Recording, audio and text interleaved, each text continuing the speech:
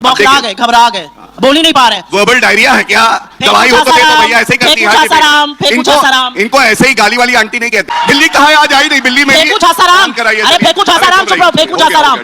अरे बेहतर होता ऑमलेट की दुकान लगाओ, लिखो गांधी ऑमलेट शॉप और अंडे बनाओ। कहाँ है चीन का नाम लेकर नरेंद्र मोदी? ये इनकी आदत है, इनकी आदत है। वहाँ म्याऊं म्याऊं करने लगते हैं, दहाड़ना भूल जाते हैं। मैं हमेशा राहुल गांधी आ गया भैया, कहाँ है? अरे ऐसे ही चीन पर बोलते हैं मोदी जी। क्योंकि मैडम ने बात करी थी पटकनी की, खिसियाई बिल्ली खंबा नोचे, हमेशा ऐसे करती है जब मैं अपनी बात रख रहा हूँ। राहुल गांधी की हैसियत है, इनकी आदत है, स्पीच देता है और इनकी सारी पार्टी, इनकी सारी सरकार नतमस्तक होकर उनके विरोध में खड़ी हो जाती है। अगर ये अपशब्द मेरे नेता को बोलेंगे तो मैं भी बोलूंगी। बौखला गई बेचारी बिल्ली, बौखला गई। कोई बात नहीं, बिल्ली बौखलाई हुई है। चीन पर बिल्ली बिल्ली बिल्ली। दोस्तों नमस्कार, स्वागत है आप सभी का। आप देख रहे हैं एसके डिबेट। दिल्ली में 5 फरवरी को विधानसभा के लिए वोट डाले जाएंगे और नतीजे 8 फरवरी को आएंगे। अब सबसे बड़ा सवाल यही है कि दिल्ली में जनता का जनादेश किस पार्टी को मिलेगा। आज की डिबेट इसी मुद्दे पर होने वाली है। बीजेपी की तरफ से गौरव भाटिया और कांग्रेस की तरफ से सुप्रिया श्रीनेत हैं।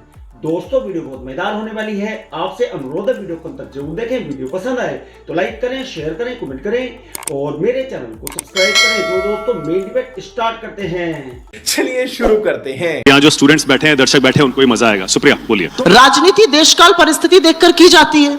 हमें लगा 2024 में नरेंद्र मोदी को 240 पर लाकर पटकने में इंडिया गठबंधन का साथ आना जरूरी था और साथ आने से आज वो गठबंधन की सरकार चला रहे हैं। वो 2 बैसाखियों पर आश्रित हैं। 400 का नारा लगा रहे थे, 240 पर लाकर इंडिया ने रोक दिया, नकेल कस दी। तो मुझे लगता है वहां पे साथ आना जरूरी था। लेकिन जब दिल्ली में चुनाव हुआ तो देशकाल परिस्थिति देखकर, दिल्ली की खामियों को देखकर हम उस सरकार को कटघरे में खड़ा करेंगे जो 11 साल से सत्ता में है। जिनका 26 साल से वजूद नहीं, उनसे बाद में निपटेंगे। लेकिन पहले हम उस सरकार को खड़ा करेंगे जो 11 साल से सत्ता में है। बीजेपी के प्रवक्ता यहां पर हैं, ये आपको बताएंगे। असम में, नागालैंड में, गोवा में, केरला में जब बीफ बैन होता है तो ये सड़कों पर उतर के विरोध करते हैं। लेकिन बिहार और यूपी में ये बीफ बैन के नाम पर हत्या तक करने को तैयार हैं। भ्रष्टाचारियों को आप शाम को कहते हैं 70,000 करोड़ का भ्रष्टाचारी अजीत पवार सुबह 7 बजे उसके साथ शपथ ग्रहण समारोह कर रहे हैं। शुभेंदु अधिकारी से लेकर नारायण राणे, मुकुल रॉय, ऐसा कौन है जिसको इन्होंने भ्रष्टाचारी नहीं कहा? लेकिन इनकी वॉशिंग मशीन में शामिल हो जाओ तो सर्फ से दाग धब्बे धुल जाएंगे, गंगा जल से आप नहा लेंगे। ठीक है, एक सवाल और, क्योंकि अब कांग्रेस पार्टी की पॉलिटिक्स पर बात हो रही है दिल्ली में। बहुत सारे विश्लेषकों का यह मानना है कि कांग्रेस पार्टी दिल्ली में जितना जोर से चुनाव लड़ेगी उतना फायदा बीजेपी का होगा। आम आदमी पार्टी का आप वोट काटेंगे और ये वही वोट है जो आम आदमी पार्टी ने कांग्रेस से छीना है। आम आदमी पार्टी की कामयाबी की वजह यही थी कि कांग्रेस पार्टी कमजोर हुई, आपका वोट उधर चला गया। आप जितना वोट वापस लेंगे उतना बीजेपी का फायदा होगा। जैसा कि मैंने कहा, आम आदमी पार्टी ने हमारी जमीन ली और हमें लगता है कि वो फर्टाइल जमीन वापस आ सकती है। खासा गुस्सा है लोगों में, निराशा है, लोग बीजेपी की ओर ताक ही नहीं रहे। अच्छा क्योंकि बीजेपी की ओर कैसे देखेंगे? वो तो 15 लाख का इंतजार कर रहे हैं, 2 करोड़ रोजगार का इंतजार कर रहे हैं, 500 पे गैस सिलेंडर का इंतजार कर रहे हैं, पेट्रोल पर 40 मिलने का इंतजार कर रहे हैं, डॉलर और रुपया एक होने का इंतजार कर रहे हैं। वो अलग बात है, डॉलर 87 पे पहुंच गया। तो दिल्ली में बीजेपी 26 साल से बाहर है, अभी भी बाहर रहेगी। आप त्रिकोणीय मुकाबला बताइए, मुकाबला आप और कांग्रेस के बीच में हो रहा है। ओके, आपकी औकात बता रहा हूं सर, बुरा नहीं मानना सर। ये बड़ी इंटरेस्टिंग बात सुप्रिया कह रही है कि दिल्ली में मुकाबला आम आदमी पार्टी और कांग्रेस में है, बीजेपी मुकाबले में नहीं है।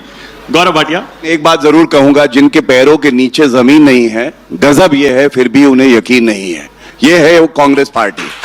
और मैं आपका बहुत सम्मान करता हूं मानक जी। आपने कहा कि त्रिकोणीय मुकाबला है, मैं कहता हूं ये कहीं टक्कर में ही नहीं है। और 5 बार अंडा आया था इनका, 5 बार कैसे सब सोच रहे होंगे।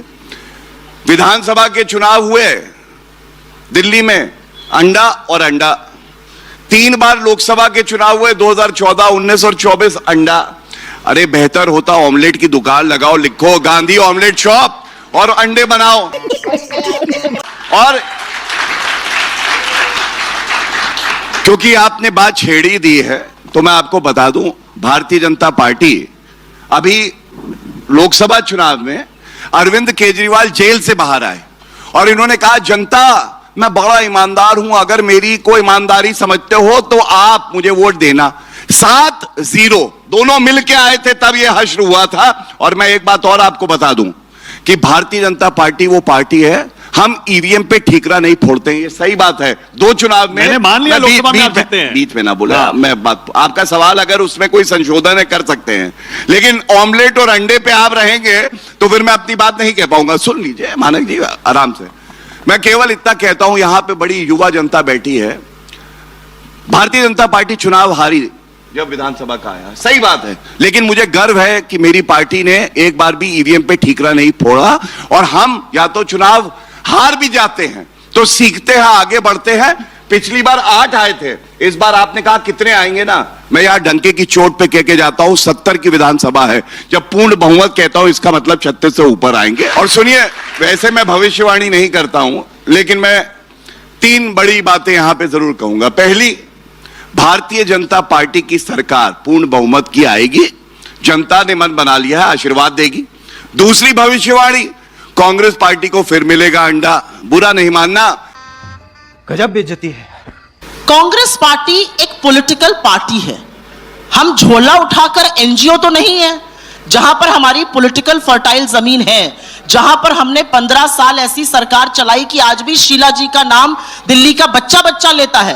वो बात करता है शीला जी की, दिल्ली की भागीदारी की, कांग्रेस की सरकार की। 15 साल जहां पर हमने सरकार चलाई और हमें लगता है कि हमारी ये अच्छी सियासी जमीन है, तो हम बिल्कुल उसको लेने के लिए लड़ेंगे। इसमें क्या विरोधाभास है? अच्छी सियासी जमीन में 0 कैसे हो गए लगातार 2 बार? होता है, कई बार ऐसा होता है, कई बार चुनावों में होता है, जैसा कि मैंने कहा।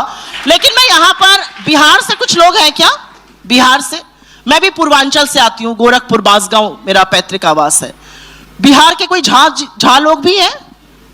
आपको पता है ना, बीजेपी ने अभी कुछ दिनों पहले टीवी के डिबेट पर आपके सरनेम को लेकर क्या बोला था? आप किसी को रोहिंग्या बुला दीजिएगा, किसी मैथिली ब्राह्मण जो बेचारा झा लगाता है उसको इतनी गंदी गाली दीजिएगा कि मैं इस मंच से नहीं बोल सकती हूं। इसका अंत कब होगा? और एक बात मैं आपको यहां पर बताना चाहती हूं, आपस में भिड़कर मुद्दे से मत भटकाइए। असलियत यह है कि दिल्ली में जो सांसों का संकट है, जो आज अभी बच्चा पैदा हो रहा है, वो दिन की 20 सिगरेट के बराबर प्रदूषण से ग्रसित है। उसका जवाब बीजेपी और आपने क्यों नहीं दिया? अभी कांग्रेस की प्रवक्ता कह रही थी पटकनी थी।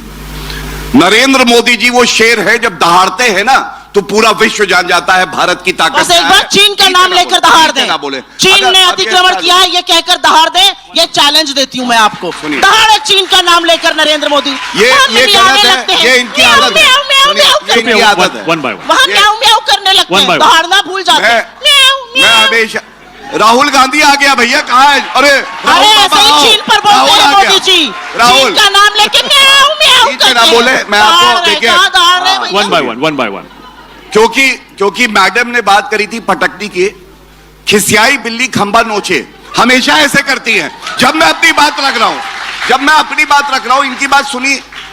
पढ़ लिख के आते हैं, राहुल गांधी की तरह नहीं है। 52 साल का बच्चा, मम्मी क्या बोलना है आज टीवी पे, प्रवक्ता को बता दूं, इसलिए चुप रहा करिए, अच्छा नहीं लगता है। इन्होंने राहुल गांधी की वो हैसियत है कि जब आरएसएस वाले आजादी पर सवाल उठाते हैं तो राहुल गांधी आपका पर्दाफाश करते हैं। उस राहुल गांधी की हैसियत है, इनकी आदत है, स्पीच देता है और इनकी सारी पार्टी, इनकी सारी सरकार नतमस्तक होकर उनके विरोध में खड़ी हो जाती है। अगर ये अपशब्द मेरे नेता को बोलेंगे तो मैं भी बोलूंगी। अगर मेरे नेता की अब हिसाब बराबर हो गया तो आगे बढ़े। फेंकू और झासाराम की भी हिसाब बराबर हो गया तो आगे फेंकू झासाराम भी करूंगी। अगर इन्होंने ये सब बौखला गई बेचारी बिल्ली, बौखला गई, कोई बात नहीं। झासाराम म्याऊं बिल्ली म्याऊं बौखलाई हुई है। म्याऊं म्याऊं चीन पर ओ म्याऊं बिल्ली बिल्ली राहुल बिल्ली कहाँ है? आज आई नहीं बिल्ली मेरी। फेंकू झासाराम, अरे फेंकू झासाराम, चुप रहो, फेंकू झासाराम।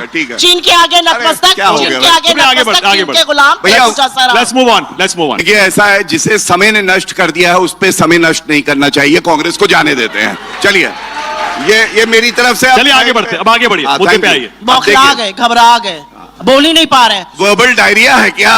दवाई हो तो दे दो भैया, ऐसे ही करती है। इनको ऐसे ही गाली वाली आंटी नहीं कहते, गजब बेइज्जती है। इसीलिए कहते हैं गालियां दे नहीं आती। ऐसे ही तोतला भाटिया नहीं कहते, मेरा मुंह मत खुलवाओ। ऐसे ही तोतला भाटिया नहीं कहते हैं, तोतला भाटिया ऐसे ही नहीं कहा जाता है। मजा आया। देखा दोस्तों, आपने गौरव भाटिया और सुप्रिया स्नेह दोनों को सुना। आप किसकी बात से सहमत हैं? दोस्तों, वीडियो को लास्ट तक देखने के लिए दिल से धन्यवाद। और वीडियो के बारे में आपकी क्या राय है कमेंट सेक्शन में कमेंट करके बताएं।